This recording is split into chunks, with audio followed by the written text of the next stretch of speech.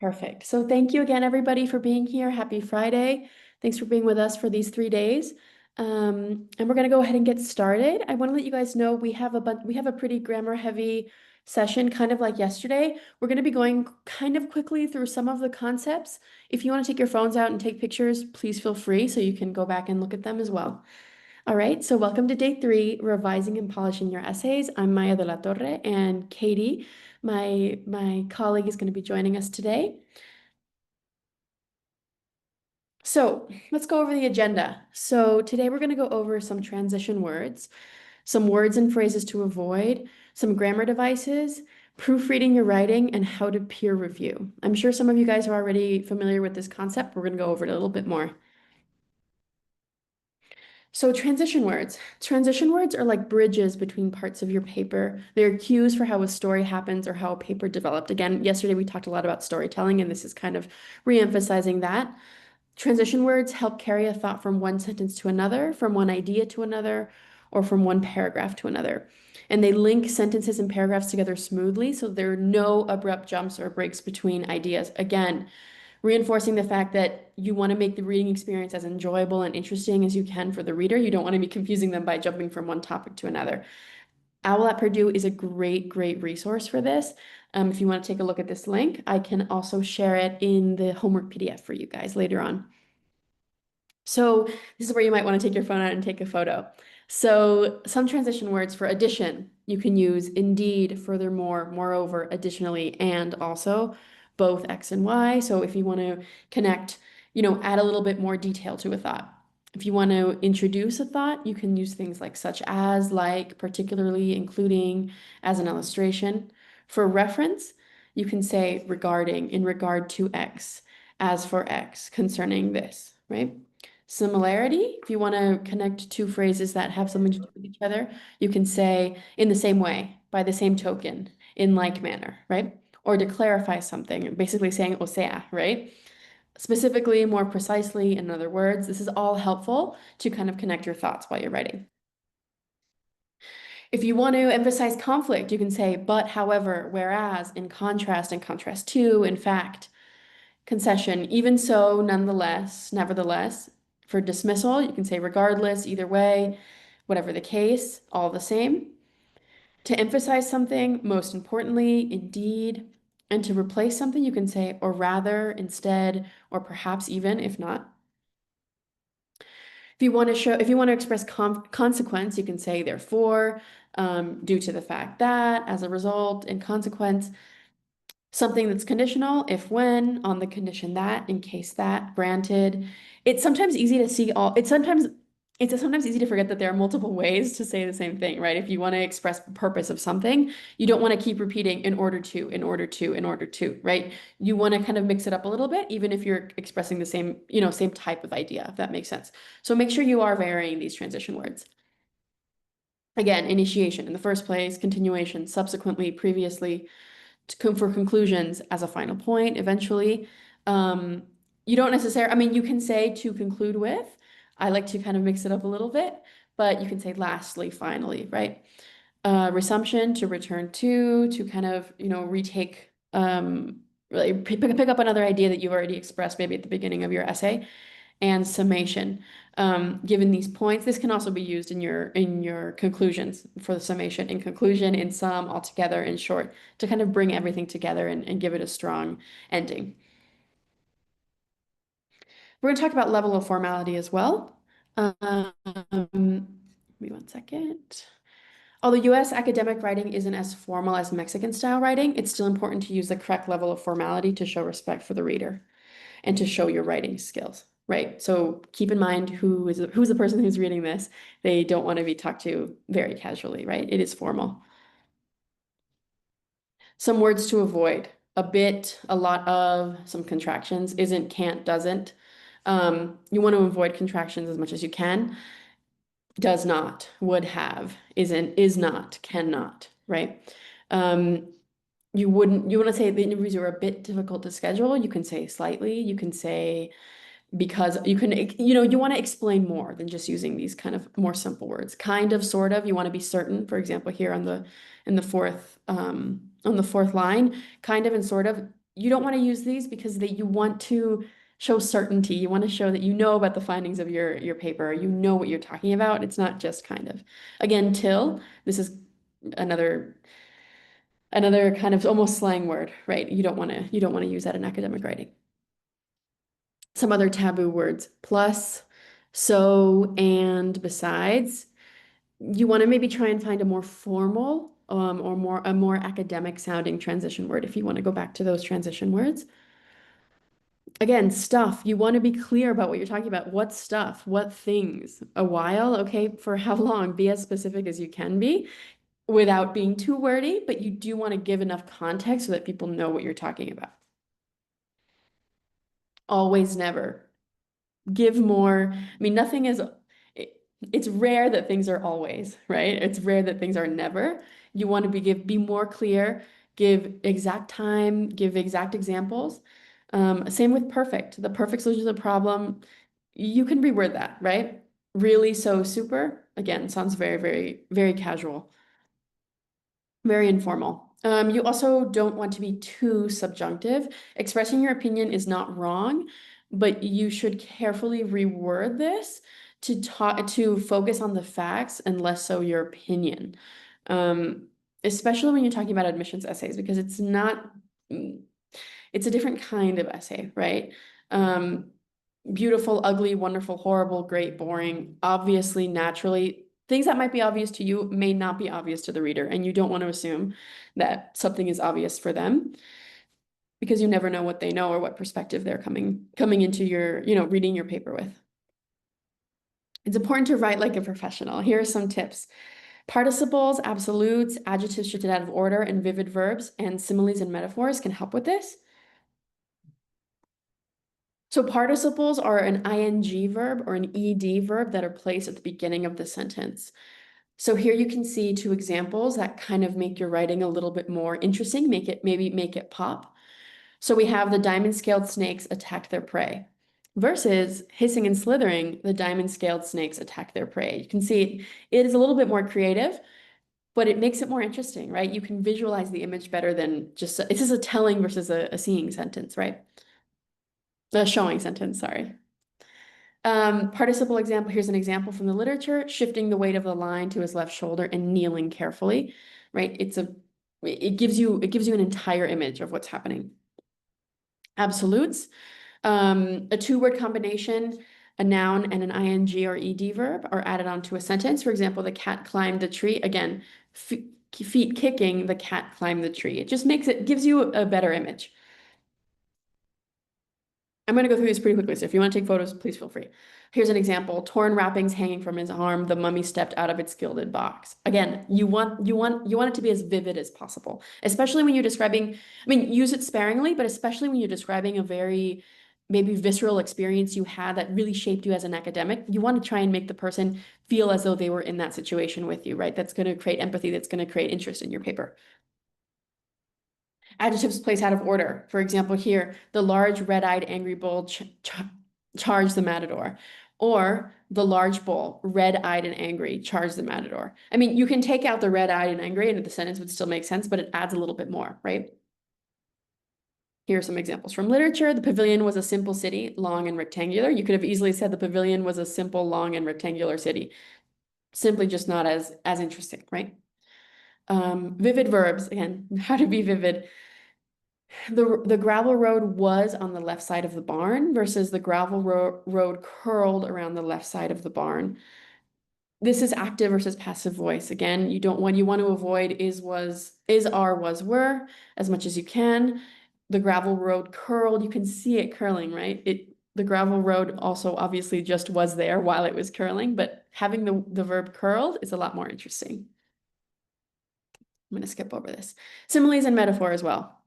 The wind as icy as a witch's curse, cut through my scarf and froze my neck. Metaphors do this without any kind of connective wording. The wind was an icy witch's curse. Obviously, it really wasn't, but it makes it more interesting and exciting when you read it this way. So both figures of speech compare two dissimilar things for the sake of creating an image in the reader's mind. Again, all about imagery, all about making it as exciting as possible, as vivid as you can, but still being concise. Okay, so you have to make sure that we're balancing that well. Here are a few examples. A pure white mist crept over the water like a breath upon a mirror. That's a simile because you use the word like, or you could use as. A metaphor. Love is a battlefield. Um, we know love is actually not, but we can kind of tell what they're saying in this sentence, right? Other revision and proofreading tips. Let's go over a few. Read your essay out loud. Hearing your writing can help you catch grammatical errors.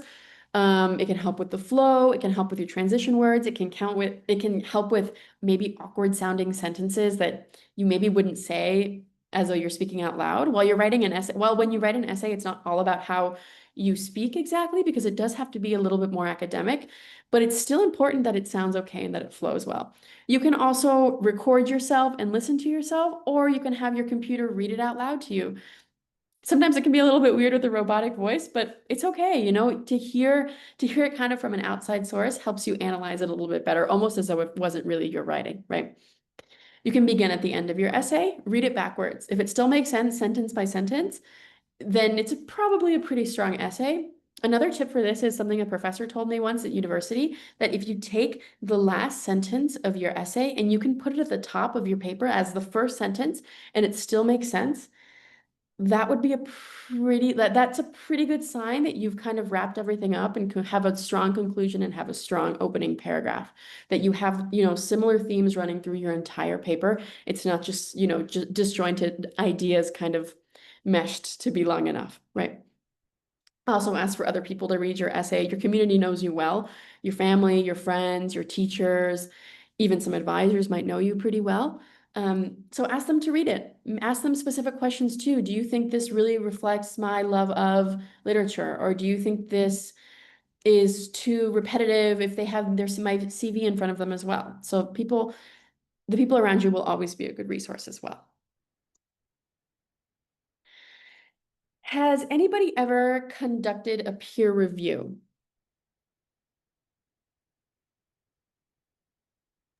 Yes. You know what a peer review? Yeah. Do you want to talk a little bit about what that was like for you and in what setting you did that? Yeah, I remember when I was a student in college, there was a professor who asked us to actually review another classmates Mhm. and he gave us like a key for us to write like corrections that we had to make. For Mhm. example, if it was about grammar, we had to include like a letter G, or something about punctuation, the letter P. Um, Mhm. and we had to be objective and Yeah. try to be as helpful as possible and try to read it out loud with with an objective perspective without criticizing the classmate, but actually focusing on the content and trying to find a way that it makes sense, and to help the classmate in that sense. Yeah, that's great. I'm glad that you went through that. Yeah, you said a lot of really important things. So I'm assuming you had some kind of chart that everybody, used as a reference for, the grammatical errors or whatever kind of errors maybe that were in their paper. Yeah. Okay, great. Yeah, I think what you said also about not criticizing, not being overly critical is important too, because a lot of times, even if it's your peer, even if it's somebody who knows you super well, who you're never offended by, it can be really hard to receive criticism. It can be really hard to even receive revisions on a paper. That's why I think peer review is important, because the people who are reviewing your essay are in your same field and your same kind of in the same place as you. So you have this kind of almost this lateral movement of, okay, I'm helping you, you're also helping me. It's important to remember that they're not criticizing you. It's just something to help you better your paper. So think of it as objectively as you can. And we are going to be utilizing peer review later on. Um, so the eventual goal is to receive feedback on your essay from other students who are working on the same goal of creating their essay. Again, it's lateral, right? It's not somebody who maybe has 35 years of experience reading somebody who's in their first semester of some carrera, right? Peer review should be focused on one or two aspects. So, for example, grammar and transition words, or run-on sentences and storytelling, to keep it as concise as possible and also to be able to catch as many errors as we can. Because if we're thinking about correcting everything within an essay, it might get a little bit confusing and some things might get lost, even though hopefully you will be revising and revising and rewriting your essays. Um, It's going to be done on drafts that have already been reviewed by yourself. So you're not sending in a bullet point list full of mistakes and random writing that you've made. So you are going to know exactly what's being sent to the person who's going to be peer reviewing. Also, constructive feedback. It's not criticism, it's constructive feedback. So you point out the things that the writer does well and offer suggestions. So you don't just want to take a big red pen and say, no, no, no, no, no. You want to offer suggestions based off of what they already have. Like if somebody's trying to express something about themselves and you, as somebody who maybe doesn't know them super well, is more interested, probably other people who don't know this student very well are also going to be interested in that, right? So I'm going to pass it on to Katie for the rest of our presentation. Hi, everyone. I'm so happy to be here on this beautiful Friday night with you. Okay, so I love peer review and revision. It's one of my favorite parts of the essay writing. So to help you guys get into like how do I even go about reviewing my paper? We've got this 8-point checklist. So once you have a draft, you're feeling pretty confident about it. All right, what are the steps that I can do to make it better? So, question one, you want to ask yourself, does my essay have one clear and concise main idea? Or am I talking about what my life was like when I was 5 and I went to the zoo for the first time versus the research I did on zebras when I was in my undergraduate? Two maybe big different themes. Maybe I'm tying them together and I'm tying them together through my love of animals, but we want to make sure that we're not doing anything shocking and jarring and we're jumping about it.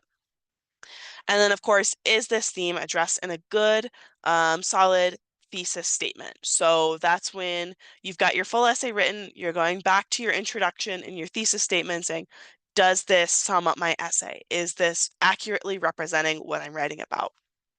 Okay. Number two, we're still in the introduction. We're going to look and see, does this create interest in the topic? Am I saying something that my reader will be interested in and I'll make my reader want to know more about me? If I say, I went to school for 13 years and I was a good student. Okay, boring. So did everyone else. Tell me something interesting. Why? Why you? It's always about selling yourself. Number three, is your essay well organized? Maybe you used an outline to help you get your ideas in the right order, or were you able to move around the pieces from your free write that you did and make it follow some sort of sense? So maybe it's a timeline. That's usually a natural progression, especially for personal statements. You start when you were younger and you work up to today. If you're doing, a montage aspect, you're telling the story from the beginning to the end or the beginning to where you are now. You want to make sure your reader can follow it. All right, question 4. Is the main idea of each paragraph clear? Have I developed each paragraph with supporting information? So maybe I've got 2 paragraphs kind of in the middle and they're talking about a really similar idea. Does it make more sense for me to try and combine those paragraphs and maybe I take out a few of the sentences that are repetitive? Maybe then I have more information to talk about something else that's important that maybe I hadn't had a chance to mention yet. I want to make sure that each paragraph has a different supporting idea of my overall essay theme. Okay, and then we'll go on to the next 4 points. So question 5, have I used transition words between paragraphs? This is really easy to do. Get out a highlighter or mark it on underline it on your computer screen. Do I have transition words in my paragraphs? Am I starting just abruptly with my next idea? Or am I doing, although, even in this instance, one thing I hadn't realized before, you're creating flow between those. So you're using the keywords and pronouns to create connections between sentences and paragraphs. Question 6, now we're on to the sentence level. Are my sentences clear and well written? So y'all know how I hate run-ons. You're going to make sure that there aren't any run-ons. And if there are, you're going to fix them. You'll take care of them. Have you varied your sentence structure? Could any sentences be improved by either maybe combining them or rewriting them? You're making sure that you're using active voice. So looking at all those grammar aspects that we had, that's really when you're kind of looking over your paper with a magnifying glass. And then number 7, is your vocabulary accurate? Are you using words that you completely understand the meaning? Being happy and being excited are both positive emotions, but they mean something a little bit different, right? So making sure that the words you're choosing represent what you want to express and that you're being precise. You know, I did a good job presenting my research. Well, what does good mean? There's a better vocabulary word that you can use that'll help describe the situation better. It'll keep your reader interested and engaged, and make your writing stand out. And then, of course, number 8, we finally come to the end. Does your essay have a strong conclusion? Does the reader know? Do they have a solid idea of who you are and what you wanted to share in this essay? Maybe your story comes to a satisfying close, or it makes a really clear point, maybe about why you're the correct candidate for this program, why this instruction that you'll gain doing your master's or your doctorate program is really going to have a big impact on your future career and maybe what you'll do for the world. And does it give your reader something to think about? Are you bringing up the most important points again to tie up all of your essay in a nice little bow at the end? So of course, quick summary, when you're writing your essay, you want to ask yourself the questions when you're starting. What do I want the reader to remember about me? How can I demonstrate my personality and experience? How do my skills match up with this institution or this program? And what makes me uniquely suited for this institution and program? That's while you're writing, as you're brainstorming. Feel free to explore new ideas and themes that come up during your writing process. Maybe you really think about how you're going to write about, I don't know, like I said, the trip to the zoo you had when you were younger. But as you're writing, you're like, you know what? I remember another thing I did that was really important. Maybe I want to try writing about this other experience. Feel free to explore that. Do maybe write a paragraph about it and see if it has potential. Don't be afraid to be tied to just one idea. Continually reread and revise your writing. You might end up, writing your third draft. You leave it for a week, you come back, and your third paragraph in that third draft, you're like, oh, this is not good at all. And you end up rewriting it. That's okay. Be open to the process. And then, of course, ask for feedback, ask for peer reviews. It can be really scary to put yourself out there and share something that's so personal, such as writing, with someone else. But it's really going to be worthwhile when you're able to turn in these essays that will really make you stand out as a candidate.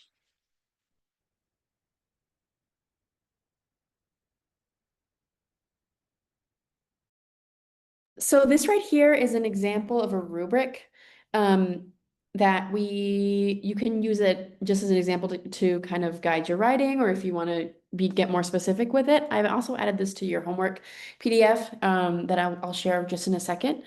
But you can see how in depth it goes, right? So it's by, it's a point system, but you can just look at the, number 4, excellent. You have an introduction, you have good development, and you have a strong linear kind of, not necessarily linear, but a strong through line through your writing.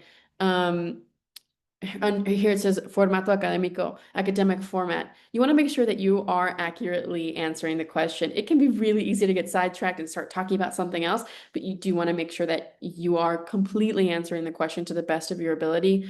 It's also important to to keep it says it right here, to keep a similar structure. So you want to use the same font throughout. You don't want to randomly italicize or randomly make words bold, or randomly use, larger font size, interesting margins. You want this to be as boring looking, right, as possible, as easy to read. It's not a huge art piece. It is an academic essay.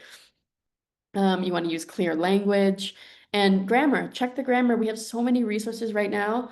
Not all of them are perfect, but so many of them that can help us with our grammar, with basic mistakes that we might just forget about or we might miss, because after reading something over and over and over, it's easy to start to your eyes kind of blur and you don't see over every single comma maybe you missed. All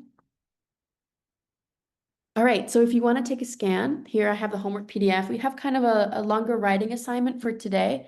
I wanted to leave more time for questions today since this is the last session. We can also go over some of the grammar at the beginning if you'd like to go back through those slides. Just let me know. But I will give you a chance to scan this. And if anyone has questions, feel free to start leaving them in the chat or asking them out loud.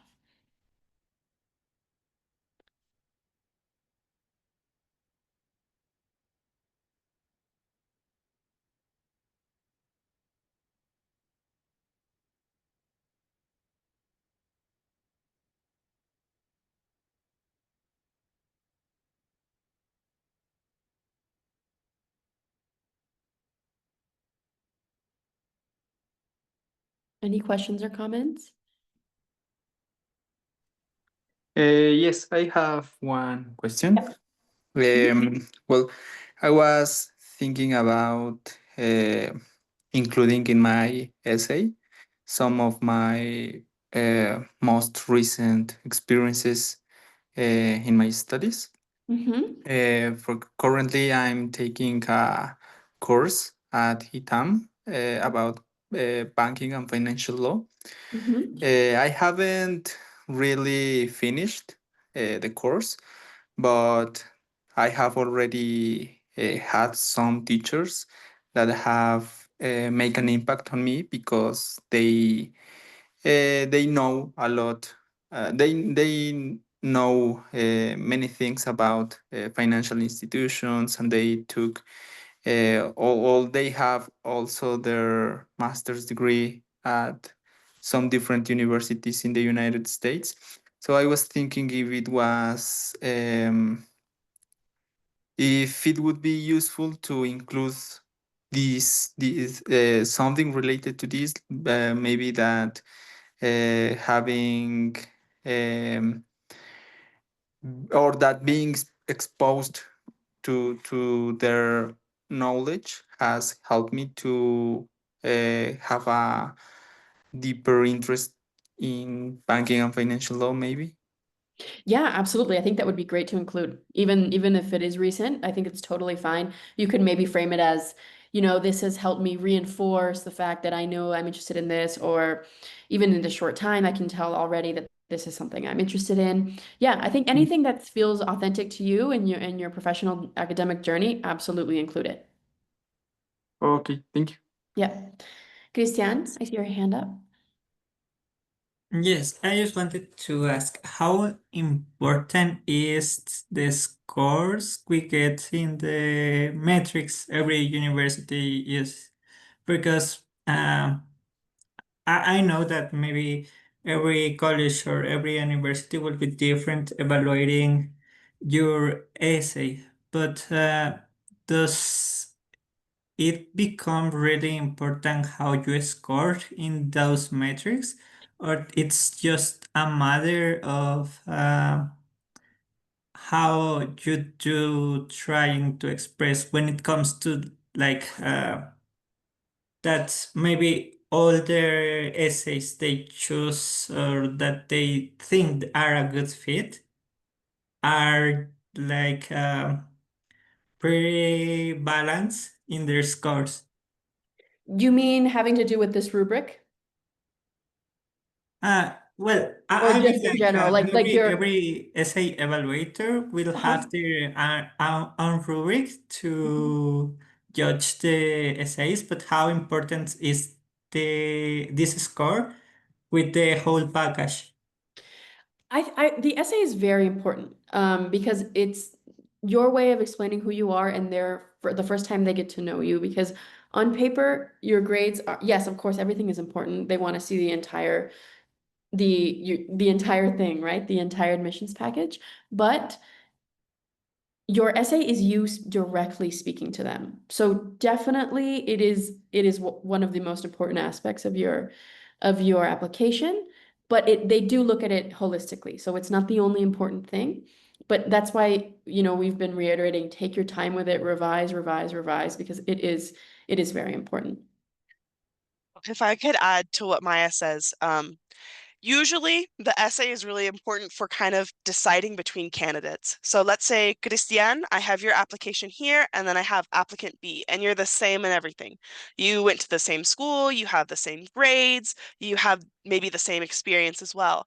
But I read your essays and I go, Christian, I know who he is. I know what he wants to do. He's very clear to me. And candidate B kind of falls flat. Well, I know Christian better. I feel more connected to him. I'm going to give him acceptance into the program, and then maybe candidate B will be on a wait list, right? So it can kind of be that edge to push you over other candidates.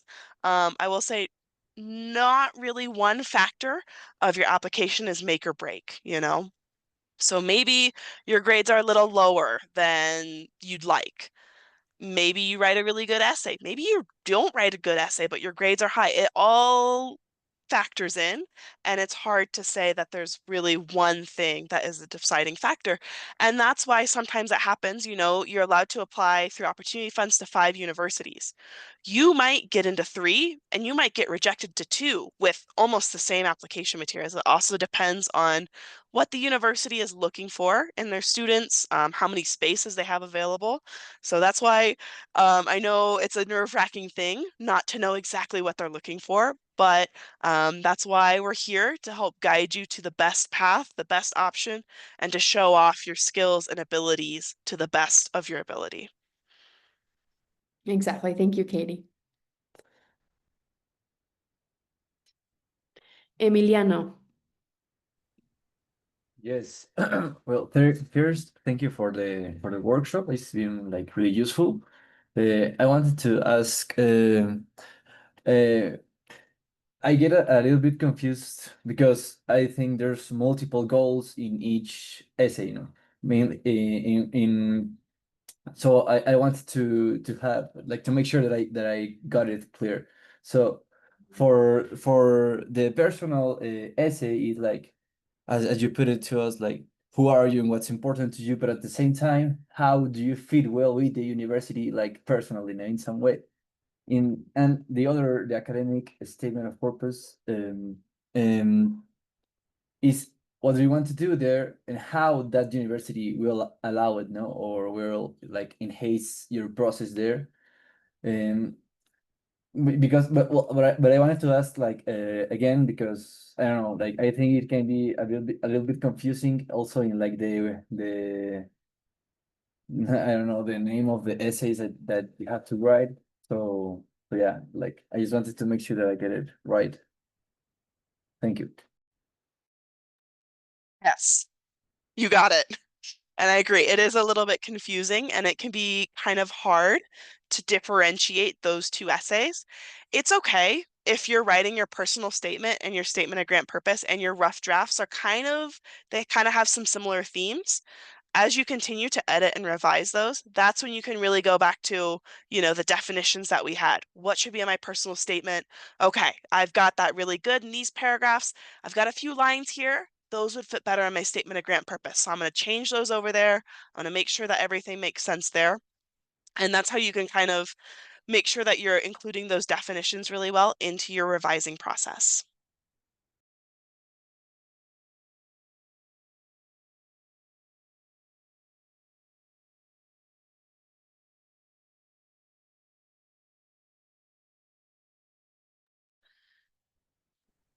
Maya, could we go back to the homework page? It looks like Brian in the chat.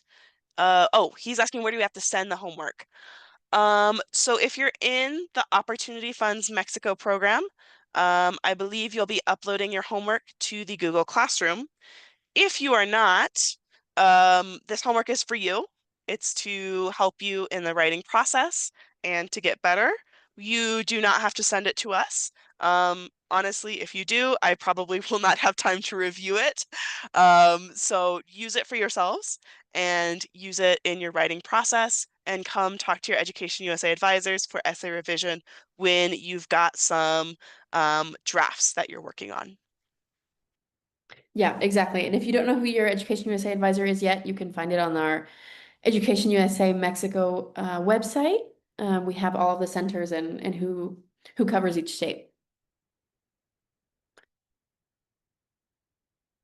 Is there anything else I can go back on? I know we went through the transition words and the grammar pretty quickly. Alejandro, you have a question? Yes, I think you have made a great job explaining us how to write the essays, but I'm missing the part of the presentation of the essay.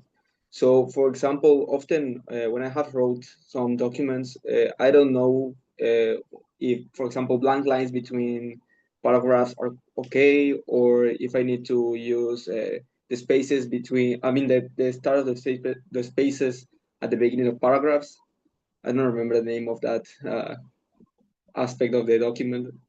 So, for example, that kind of stuff in the documents and in the essays, are they important or? or not very relevant for us? Yeah, like the technical stuff. Yeah, absolutely. Like the paragraph indents and everything. I think what's most important is that you have it's consistent throughout. You don't want to start one paragraph in, like have one paragraph be double spaced, have one paragraph be single spaced. Oftentimes, depends on the application. You'll just upload it to a system and it will just automatically take your text and generate it. So you don't always have to worry about that. But if you're sending in a PDF, for example, or if you're sending in your CV, for example, you just want it to be consistent. Don't use anything crazy, right? Don't use quadruple space, or don't use Yes. often. And if the school itself, the program itself wants a specific format, they will clarify that to you. If they don't, then stick to the normal Arial, sorry, Arial or New York, and then, or sorry, Times New Roman. I get them mixed up all the time. Arial, Times New Roman, 12-point font, 11-point font, single space, 1.5 space. You want to have you want to have the margins aligned, everything, so that it just looks cohesive. Unless there's specific instructions, just use kind of common sense, right? Don't use Comic Sans, don't use some crazy font. I Yeah, hope that's it's all. helpful. Thank you. Yeah. Finally, for example, for the first salute and the firewall at the end of the document, often I write at the beginning to the selection committee some name, and at the end I often write with regards, like in an email, with regards, Alejandro.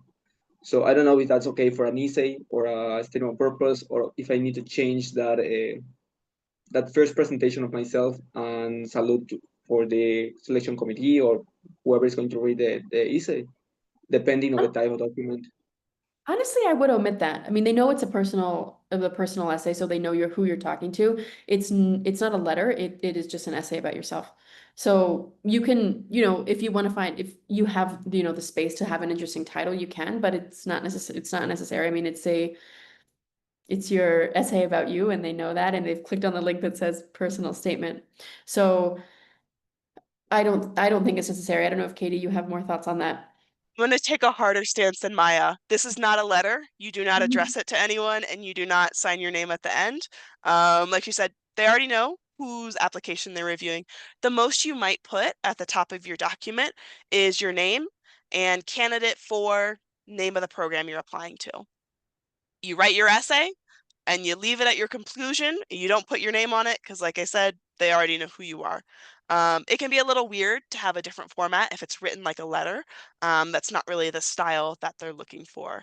But of course, if you are emailing anyone or in correspondence with someone, using those beautiful conventions like introducing yourself, having a greeting and a closing is a great way to go about it.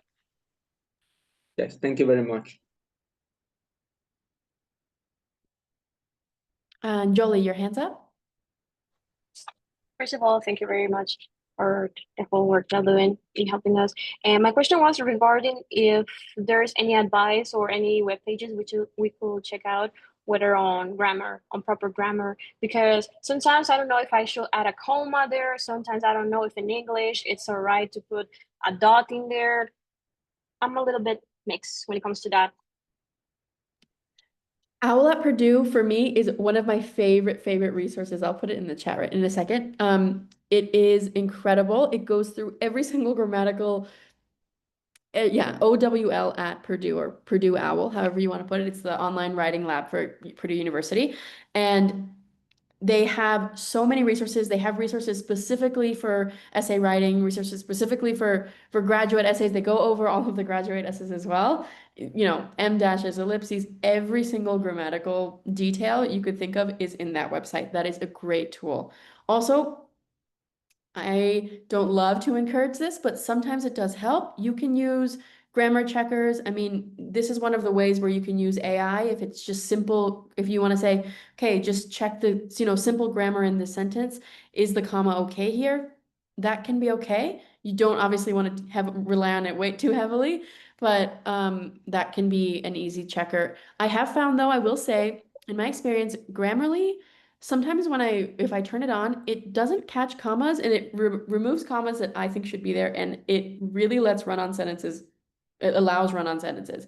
So just keep that in mind. So don't rely on that too heavily. That's what I wanted to ask, because sometimes Grammarly, when I use Grammarly, it also I feel that there are like sometimes random, and I feel like their comma should be there, just like you say. But then Yeah. I want to know the rules. Like I want to Yeah. know in English which rules are for the commas. Yeah, yeah, absolutely. Well, in the recording yesterday, we went over that a bit, but I'll share, let me do it right now. I I've will, actually already got Purdue OWL in the oh, chat. perfect. Oh, thank you so much. So you can check out that. And then of course the Education USA Mexico website. We've also got other tips for CV, essay, and grammar review. Thank you so much, Katie. Yeah, I'll let Purdue, oh my gosh, it saved me all through college. It's amazing. Thank you so much. Of course.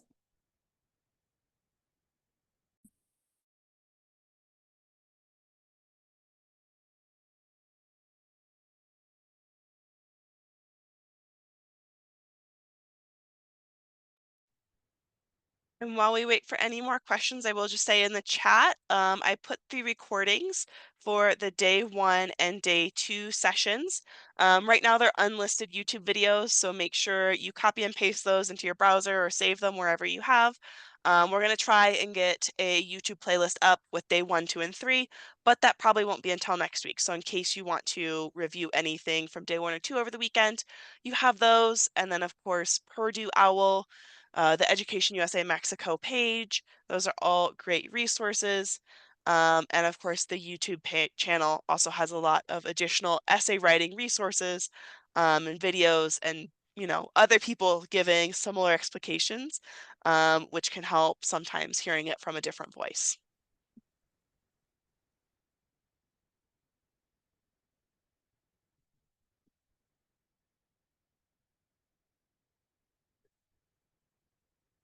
Perfect.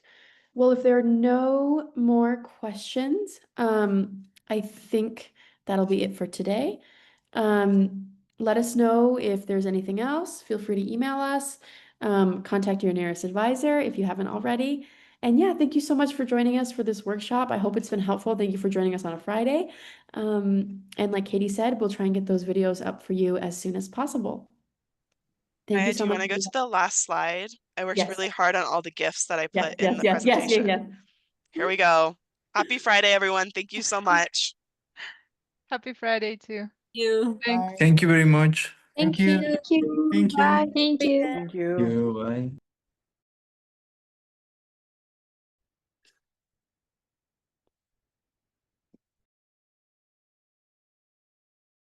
Thank you.